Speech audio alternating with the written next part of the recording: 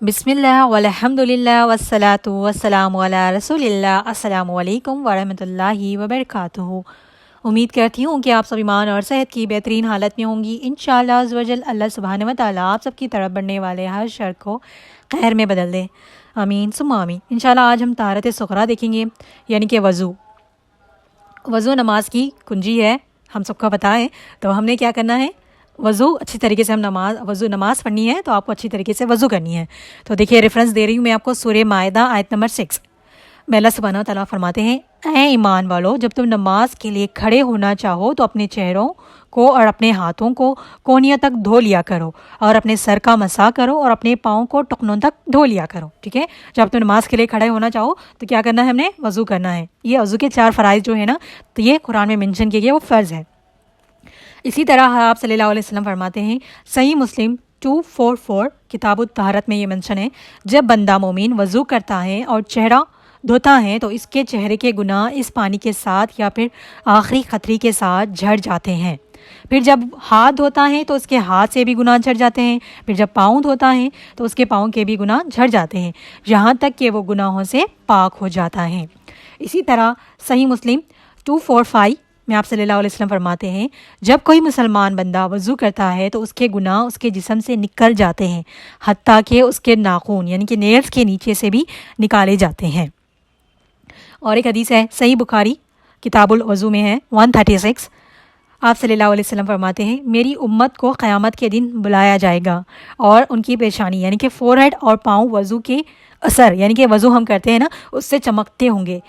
बस तुम में से जो कोई अपना चमक ज़्यादा कर सके तो करे, यानी कि जितना आप वज़ू करेंगी आपकी चमक उतनी ज़्यादा होगी। रोज़े क़यामत जब हमें सारी उम्मत क़यामत के दिन एक जगह इकट्ठा होगी ना, तो हमारे वज़ू में रहने वाले जो हमेशा वज़ू करते थे, तो उनके आसार यानी कि वज़ू करने वालों का ना चेहरा वो सारा चमकेगा। तो हमेशा वज़ू में रहा करें। देखिए वज़ू करने से हमारे गुनाह माफ़ हो जाते हैं। तो हमने कितनी देर लगती है वज़ू करने में, 1 मिनट से भी ज़्यादा नहीं लगता। ठीक है, अभी तो हम सबके लिए इतना आसान है ना, हम सबके पास टैब है, सिंगल टैब, बस टैब ओपन करें पानी आ जाता है। इतनी मुश्किल भी नहीं कि हम कहीं से पानी लेकर आए फिर वज़ू करें, जैसे हम स्कूल में करते थे, बहुत मुश्किल होती थी। नमाज के लिए ना बाहर से जाकर पानी लाना पड़ता है, लेकिन अभी हमारे घर में इतनी आसानी है कि पानी की फैसिलिटी है, तो आराम से वज़ू कर सकती है आप। हर नमाज से पहले हम वज़ू करते हैं, तो पूरे दिन में आप जितनी भी बार वाशरूम का इस्तेमाल करिए, वज़ू करें, वज़ू में रहा करें। लेकिन जितनी बार आप वज़ू करेंगे ना, आपके गुनाह माफ़ हो जाएंगे। देखिए यहाँ गुनाह जो हमारे हैं ना, यहाँ पर सगीरा गुनाह, स्कॉलर यहाँ ये कहते हैं कि सगीरा गुनाह माफ़ हो जाएंगे, क्योंकि कबीरा गुनाह के लिए हमने अल्लाह सुब्हानहू व तआला से पर्टिकुलरली माफ़ी मांगनी पड़ती है और निदामत इज़हार करना पड़ता है कि या अल्लाह हमसे गुनाह हो गया, क्योंकि कबीरा गुनाह वो बहुत बड़े गुनाह हैं। ठीक है, तो वो हराम है, तो जो बड़े गुनाह हैं उसके लिए अल्लाह से माफ़ी मांगनी चाहिए। जो जैसे कि अभी हम इंसान हैं, दिन भर में हमसे छोटे छोटे गुनाह बहुत सारे हो जाते हैं, हमें पता भी नहीं चलता, हम समझते भी नहीं कि गुनाह है। तो हमेशा वज़ू में रहा करें, जो भी हमारे दिन भर में हमसे गुनाह हो रहे हैं ना, वो सारे माफ़ हो जाएंगे। आप माफ़ी मांगिए ना मांगे, जब वज़ू करेंगी तो सारे आपके गुनाह माफ़ हो जाएंगे। लेकिन जब कबीरा गुनाह हम कर रहे हैं तो अल्लाह से माफ़ी मांगी।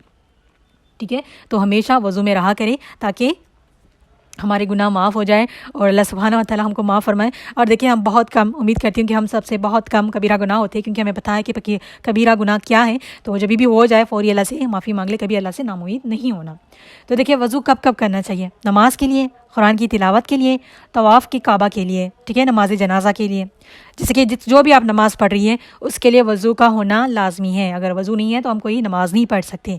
और तवाफ़ के लिए, जब अगर हम हज को जा रहे हैं, उम्रे को जा रहे हैं, तो वहाँ जो खाने काबा का तवाफ़ करते हैं ना, वहाँ भी वज़ू में होना चाहिए। ऑब्वियसली वहाँ तो वज़ू में होना चाहिए, क्योंकि हम अल्लाह के घर के पास जा रहे हैं। अल्लाह सुब्हानहू व तआला हम सबको हज व उम्रा करना नसीब फरमाए, आमीन सुम्मा आमीन। और कुरान की तिलावत के लिए, ठीक है, तो कुरान की तिलावत के लिए भी वज़ू करना लाजमी है। अगर किसी वजह से आप वज़ू नहीं कर पाई, लेकिन आप बिना देखें, देखिए बिना वज़ू के हम मुसहफ़ नहीं छीन सकते, लेकिन अगर आप मोबाइल में पढ़ रही है, आप खुद से, आप जैसे कि आप खुद से पढ़ रही है, जैसे कि आयतुल कुर्सी पढ़ रही है, दुआएं पढ़ रही है, सुबह शाम के अस्कार पढ़ रही है, अगर आपने वज़ू नहीं भी किया तो आप पढ़ सकती हैं। लेकिन बेहतर है कि वज़ू कर लें, इतनी बड़ी फजीलत है वज़ू की, जिससे हमारे गुनाह माफ़ हो जाते हैं और रोज़े क़यामत हमारे जिस्म के अज़ा चमकेंगे। तो फिर क्यों हम इसको मिस करें, कितना टाइम लगता है। सर्दी का मौसम है तो शायद आप थोड़ा मुश्किल होगा, लेकिन अभी तो सीज़न ऐसा ही है ना कि हम कर सकते हैं। तो कोशिश करें कि हमेशा वज़ू में रहा करें। ठीक है, आप वज़ू के बाद की फजीलत सुनेंगी ना, तो इंशाल्लाह आपको और भी ज़्यादा इंटरेस्ट पैदा होगा कि आप हमेशा अपने आप को वज़ू में रखेंगी। ठीक है, तो ये थी वज़ू कब करना चाहिए। और वज़ू के 4 फ़राइज़ है, अगर इसमें से कोई भी एक छूट जाए ना तो हमारा वज़ू नहीं होता। तो वो क्या है, अपने चेहरे को धोना। ठीक है, चेहरा धोना पिशानी से लेकर अपनी ठुड्डी तक। इंशाल्लाह मैं कोशिश करूँगी कि आपको एक वीडियो भेजूँ कि पिशानी से, फोरहेड से लेकर हमारी चिन तक, ये जो 4 फ़राइज़ है ना वो कुरान में मौजूद है। अगर इसमें से कोई एक भी मिस हो गया तो आपका वज़ू नहीं होता। अगर कोई सुन्नत कोई एक दो मिस हो जाए तो फिर वो आपका वज़ू हो जाएगा, लेकिन फ़र्ज़ मिस नहीं होना चाहिए। अपना चेहरे को धोना और अपनी हाथों को कोहनियों तक धोना, ठीक है, अपने कोहनियों तक, जहाँ हमारी एल्बो है ना, स्टार्टिंग फिंगर से लेके एल्बो वहाँ तक आपने अपने हाथों को धोना और अपने सर का मसाज करना अच्छे से, ठीक है, और अपने पाँव को टखनों तक धोना। जो हमारी यहाँ पर साइड में हड्डी नज़र आती है ना, टखने जो हम कहते हैं, इतना, जहाँ अगर कोई पायल पहनता है ना वहाँ तक, ठीक है, वहाँ तक अपने पैरों को अच्छे से धोना। ये 4 फ़राइज़ है। स्पेशली देखिए फीमेल्स, हम सब यहाँ फीमेल्स ही हैं, तो याद रखिए अगर आपके कानों में ईयरिंग है, आपके नोज़ पिन है, आपके गले में कुछ है, या फिर आपके हाथों में चूड़ियाँ हैं, रिंग्स जो भी आपने पहने हैं, तो अच्छी तरह से वज़ू करिए कि उसके अंदर पानी जाए, ठीक है। बहुत से लोग इतने टाइट ईयरिंग्स उनकी होती है या फिर नोज़ पिन्स होती है कि वहाँ पानी नहीं जाता, इससे वज़ू नहीं होता, ठीक है। ये तो 4 फ़राइज़ है। अगर आप फ़राइज़ ही छोड़ रही है, फ़राइज़ आपके सही से नहीं हो रहे तो वज़ू नहीं होता। तो अच्छे से ख्याल रखिएगा। और बहुत से लोग पैरों में फिंगर रिंग्स पहनी होती है, उसका भी ख़ास ख्याल रखिए। वज़ू करते रह हर एक चीज़ को बहुत अच्छी तरीके से धोएं ताकि हमारे फ़राइज़ पूरे हो और हमारा वज़ू मुकम्मल हो और वज़ू हो। अगर वज़ू नहीं होगा तो नमाज़ पढ़ के भी कोई फ़ायदा नहीं है ना, क्योंकि आपकी नमाज ही नहीं होगी, क्योंकि आपने वज़ू सही तरीके से किया ही नहीं है। तो वज़ू के जो 4 फ़राइज़ हैं उसको लाज़मी आपने करने हैं और बहुत अच्छी तरीके से करें। तो नेल पेंट्स लगाया हुआ है, आपके हाथों पे कुछ आटा लगा हुआ है, कुछ भी लगा हुआ है, तो उसको पहले साफ़ धोएं, उसके बाद वज़ू स्टार्ट करें, ठीक है। नेल पेंट तो लगाना ही नहीं है, ठीक है। अगर आप लगा रही है तो उसको रिमूव करके वज़ू करें, ओके।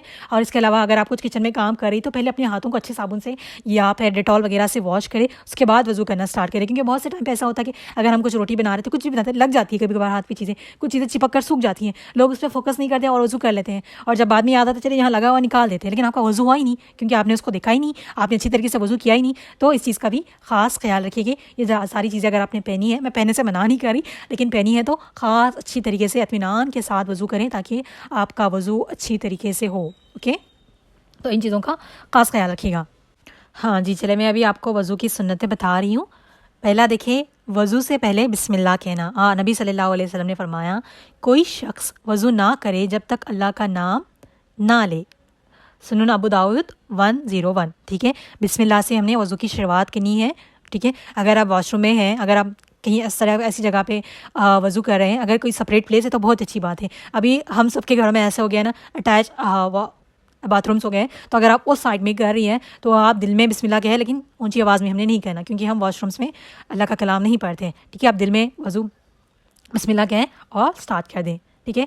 नेक्स्ट है हाथ 3 मरतबा कलाइयों तक धोना, ठीक है। सही बुखारी 185 और सही मुस्लिम 235 में है। मैं आपको डिटेल में आगे एक्सप्लेन करूँगी, पहले आपको सारी सुन्नत कौन सी है। मुस्वाक करना, रसूल सल्लल्लाहु अलैहि वसल्लम ने फरमाया, अगर मुझे अपनी उम्मत पर मुशक्क़त का अंदेशा ना होता तो मैं हर वज़ू के साथ मुस्वाक करने का हुक्म देता।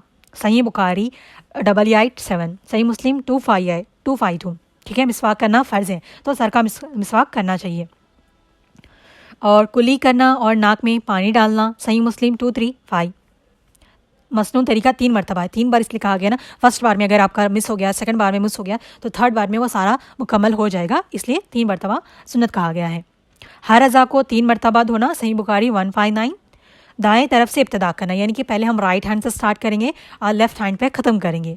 और उसके बाद है वज़ू के बाद की दुआ पढ़ना, ठीक है। इंशाल्लाह वज़ू के बाद की जो दुआएं हैं मैं आपको मेंशन करूँगी और उनकी फजीलत भी बताऊँगी।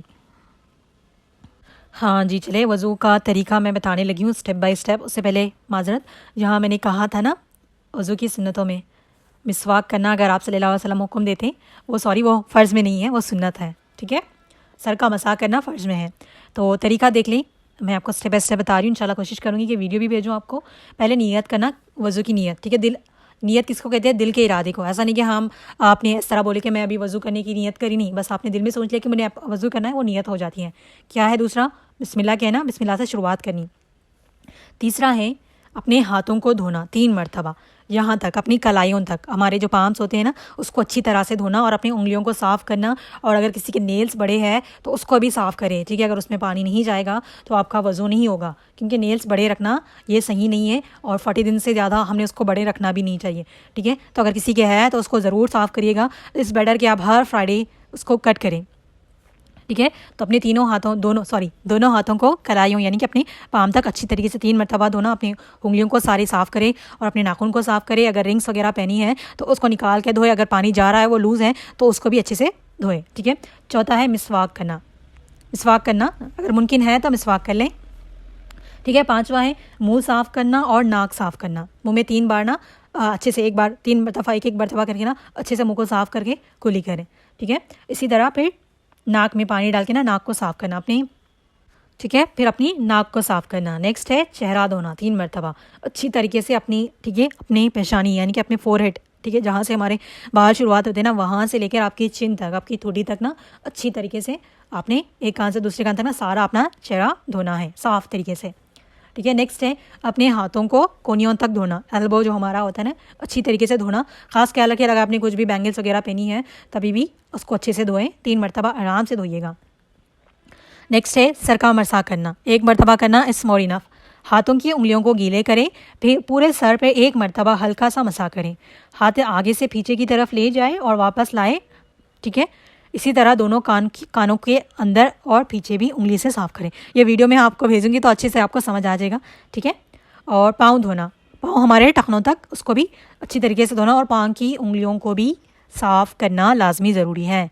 ठीक है। अगर पाँव के भी नाखून जो भी अगर आपने पैर में पायल पहने हैं, कुछ भी रिंग फिंगर्स वगैरह पहनी है तो उसको भी अच्छे से पाक को साफ़ करें। ठीक है। हर चीज़ आपने दाएं तरफ से स्टार्ट करनी है और आखिर में वज़ू की बात की दुआ लाजमी पढ़नी है आपने। ओके। अभी हम देखेंगे वज़ू किन किन चीज़ों से टूट जाता है और किन चीज़ों से नहीं टूटता। तो इंशाल्लाह मैं ये वीडियो भेजूंगी ना, वज़ू का तरीका आपको समझ आ जाएगा। हाँ जी, तो हम आगे देख रहे हैं वज़ू किन सूरतों में नहीं टूटता।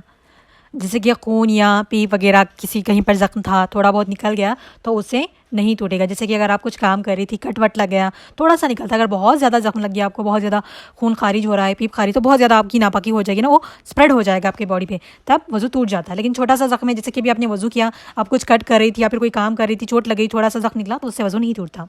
ठीक है। और इसी तरह मसवाक करने से भी वज़ू नहीं टूटता और इसी तरह नाक साफ़ करने से भी, कान साफ़ करने से भी वज़ू नहीं टूटता। अगर आप कान साफ़ कर रही थी, नाक साफ़ कर रही थी, कोई ब्लड वगैरह भी बाहर आ जाए तो नहीं टूटता, क्योंकि वो थोड़ा बहुत, अगर बहुत ज़्यादा आ गया, आपके जिस्म पर गंदगी हो गई है तो फिर वज़ू टूट जाएगा, आपने दोबारा से वज़ू करना है। इसी तरह कान में तेल डालने या फिर सर पर तेल लगाने से भी वज़ू नहीं टूटता। ठीक है। इसी तरह मच्छर, पूंछी वगैरह, ये जूं वगैरह जो कीड़ा काट लिया, कुछ मारा वगैरह ना, तब भी वज़ू नहीं टूटता। और बलगम जमा करिए, जैसे कि अगर किसी को ज़ुकाम वगैरह हो गया है तो वो बलगम जमा करके अगर थूक रहा है उससे भी नहीं टूट जाए, जब तक कि वो उल्टी ना हो जाए, वॉमिट ना हो जाए। ठीक है। वॉमिट करते हैं हम, उल्टी हो जाती है, बहुत बड़ी खाएँ वगैरह कर लें तो तब वज़ू टूट जाता है। अब वज़ू की बैठे बैठे बस इस तरह झूंक रही थी, यानी कि स्लीपिंग मोड में थी, समझ ले, नींद सोई नहीं है लेकिन बस नींद के झोंके ले रही थी, तभी वज़ू नहीं टूटता। अगर आप सो गई है तो फिर उठने के बाद वज़ू लाजमी करें। ठीक है। ज़्यादा हंसने से भी वज़ू नहीं टूटता, लेकिन अगर कोई बार बार ज़्यादा बहुत खे लगा कर इतना हंस रहा है तो फिर वज़ू जाता रहता है, तो वज़ू लाजमी करना है। बहुत कम चीज़ें हैं जिससे वज़ू टूटती हैं, तो इट्स बेटर कि आपको कहीं भी थोड़ा डाउट हो के वज़ू टूट गया तो बस कर ले वज़ू। इतना बड़ा फ़ायदा है वज़ू करने से, हमारे गुनाह माफ़ हो जाते हैं और रोज़े क़यामत हमें हमारे हर अज़ू जो हम जिससे हमारा चमकेगा, तो फिर क्यों ना हम वज़ू करें। तो इट्स बेस्ट के हर नमाज के बाद कुरान की तिलावत के पहले वज़ू ज़रूर करें। नमाज से पहले, कुरान की तिलावत से पहले हर बार हमेशा वज़ू में रहा करें। वज़ू से चेहरे पर नूर भी आता है। ठीक है। तो पाक व साफ़ रहे और वज़ू लाजमी करें। और वज़ू के बाद की दुआओं की फजीलत बताती हूँ मैं आपको अभी। जी, वज़ू के बाद की दुआओं की ना फजीलत। ठीक है। तो आप सल्लल्लाहु अलैहि वसल्लम ने फरमाया, वज़ू के बाद अगर कोई ये दुआ पढ़े, अशहदु अल्ला इलाहा इल्लल्लाहु वहदहु ला शरीका लहू व अशहदु अन्न मुहम्मदन अब्दुहु व रसूलुहु, जिसे हम दूसरा कलिमा भी कहते हैं ना, ये वाली दुआ पढ़े तो उसकी फजीलत ये है कि इस दुआ को पढ़ने वाले के लिए जन्नत के 8 दरवाज़े खोल दिए जाते हैं, जिस दरवाज़ा से चाहे दाखिल हो जाए। तो हम सिंपली, बहुत सबको याद है ये, लेकिन बहुत से लोग नहीं पढ़ते। वज़ू के बाद इस दुआ को लाजमी पढ़ें, जिससे हमारे लिए ना जन्नत के 8 दरवाज़े खोल दिए जाएंगे। रोज़े क़यामत हम जिस दरवाज़े से चाहें दाखिल हो सकते हैं। मुस्लिम की हदीस है 234। और उसके बाद है वज़ू के बाद की दुआ, अल्लाहुम्मा जाली मिनत तव्वाबीन व जालनी मिनल मुतहरीन। ठीक है।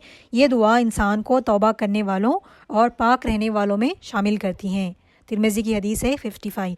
जब हम ये दुआ पढ़ते हैं ना तो कितना अच्छा है ना कि तौबा करने वाले और पाक रहने वालों में हमें शामिल करेंगी। तो इस दुआ को भी लाजमी पढ़ें। इंशाल्लाह मैं आपके साथ शेयर कर दूँगी ये दुआएं, आप लोग अगर आपको याद नहीं है तो लाजमी याद करिएगा। ठीक है। और एक दुआ भी है, आप सल्लल्लाहु अलैहि वसल्लम ने फरमाया, निसाई की हदीस है 148, सुबहानक अल्लाहुम्मा व बिहम्दिका अशहदु अल्ला इलाहा इल्ला अंता नस्तगफिरुका व नतूबु इलैक। ये दुआएं मजलिस के बाद की भी दुआ है। अगर हम इस दुआ को पढ़ते हैं ना तो ये देखें, ये दुआ अर्श अर्श जो है ना, अर्श के नीचे लिख दी जाती है और क़यामत के दिन उस पर मोहर लगा दी जाती है। यानी कि अर्श के नीचे लिख दी जाएगी और क़यामत के दिन उस पर मोहर लगा दी जाएगी, आपके लिए वो दुआ महफूज हो जाएगी। तो ये तीनों दुआएं बहुत आसान हैं। दूसरा कलिमा तो आपको आता ही है, तो आपने वो पढ़नी है और वज़ू के बाद की दुआ पढ़नी है, और मजलिस के बाद की जो दुआ है ना वो भी वज़ू के बाद की दुआ है सेम, तो आपने वो पढ़नी है। इसकी इतनी बड़ी फजीलतें हैं, तो वज़ू अच्छे से वज़ू करें और वज़ू की बात की दुआएं लाजमी पढ़ें, ठीक है। अगर याद नहीं है तो याद कर लें, अगर आपको टाइम नहीं मिलता याद करने के लिए, टाइम मिलता नहीं, निकालना पड़ता है, मोबाइल में सेव कर लें, जैसे वज़ू करें फ़ौरी मोबाइल है और सारी दुआओं को पढ़ें। देख देख कर आप पढ़ेंगी ना, इस तरीके से भी याद हो जाएंगी। तो मैंने बहुत सारी दुआएँ ऐसे ही याद की हुई है। तो देखिए, और एक चीज़ यहाँ पर मैं आप लोगों को क्लियर कर दूँ, बहुत से लोग ये करते हैं कि वज़ू के बाद अपनी शहादत की उंगली आसमान की तरफ उठा के ना कलमा पढ़ते हैं। ये गलत है, ये किसी भी हदीस से साबित नहीं है, ठीक है। वज़ू के बाद की दुआएं मैंने बता दी है, किसी भी हदीस से ये साबित नहीं है कि आप अपनी उंगली उठा के आसमान की तरफ देख के ना कलमा शहादत पढ़ें या फिर कलमा पढ़ें, ठीक है। शहादत की उंगली उठाना सिर्फ नमाज के दौरान तशद्दुद में साबित है, सही बुखारी से, लेकिन उसके अलावा कहीं नहीं उठाना। ना आप सल्लल्लाहु अलैहि वसल्लम ने कभी इस तरीक़ा का तरीक़ा किया, ना किसी सहाबा ने किया। तो इस तरह अगर आप लोग इस चीज़ को करते थे तो प्लीज़ इसको मत करें, हम बिद्दत में इन्वॉल्व हो जाते हैं। कोई नई चीज़ को लाना जो आप सल्लल्लाहु अलैहि वसल्लम ने नहीं की तो वो बिद्दत में हो जाता है, बिद्दतें छोटी छोटी जाके ना वो शिर्क में हो जाता है। तो ये चीज़ कहीं से साबित नहीं है, तो इस चीज़ को नहीं करना, ठीक है। वज़ू के बाद की दुआएं हैं, वज़ू के बाद की दुआएं पढ़ें, जिसका आपको मैंने फजीलत बता दी है। ये थे वज़ू के डिटेल्स, और अगर आपको इसके अलावा कोई डाउट है या फिर मुझसे कुछ मिस हो गया है तो आप लोग ज़रूर पूछ लें। हो सकता है कि मैंने कुछ चीज़ें नहीं बताई हो, तो इंशाल्लाह जब हम आप लोगों का टेस्ट वगैरह लेंगे ना, आपको केसेस देंगे कि इस कब वज़ू टूटता है, कब नहीं टूटता, कैसे करना चाहिए, तो वो आपको आगे जाके देंगे ना, तब आपकी मज़ीद प्रैक्टिस होगी। तो ये आपको वज़ू के बारे में मैंने सारी डिटेल्स बता दी है, वज़ू की अहमियत, वज़ू की फ़जीलत, वज़ू के बाद की दुआ की फ़जीलत, वज़ू कब करना चाहिए, कब नहीं करना चाहिए, ठीक है, और उसकी सुन्नतें बता दी, सारा कुछ मैंने बता दिया। इसके अलावा अगर आपके कोई भी डाउट है तो आप मुझसे पूछ सकती हैं। अल्लाह सुब्हानहू व तआला हम सबको अच्छी तरीके से वज़ू करने वाला बनाए और हम सबको 5 वक्त का नमाज़ी बनाए, दीन सीखने और सिखाने की तौफ़ीक अता फ़रमाए। बोलने और सुनने में अगर कोई गलती हो चुकी हो तो माफ़ फ़रमाएँ। आमीन सुम्मा आमीन। जज़ाकुमुल्लाहु खैर। अस्सलामु अलैकुम व रहमतुल्लाहि व बरकातुहू।